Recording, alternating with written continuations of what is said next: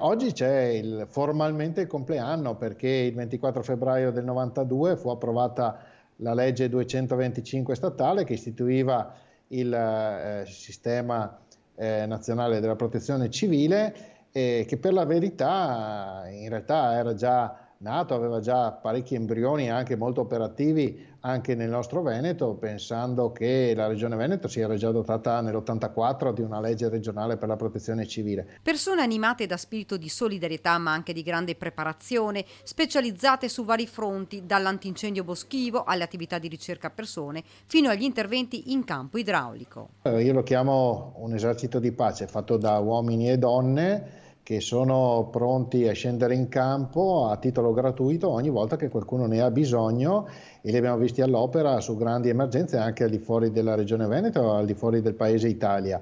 In 30 anni è stata fatta molta strada anche a livello di numeri. Attualmente in Veneto possiamo contare su ben 581 associazioni attive nel territorio. Mi ha fatto particolarmente piacere che nel 2019 il Presidente della Repubblica Mattarella a Belluno abbia detto che la Protezione Civile del Veneto aveva dato una lezione a tutto il Paese in occasione dell'emergenza Vaia, e questo ovviamente ci fa essere orgogliosi perché siamo un'eccellenza nell'eccellenza. Eccellenza dimostrata anche durante questi 2 anni di pandemia. Dal 21 febbraio 2020, ha spiegato Bottaccin, sono stati impiegati 12.600 volontari che hanno messo a disposizione gratuitamente 425.000 giornate uomo che, se monetizzate, significano oltre 90 milioni di euro donati alla collettività.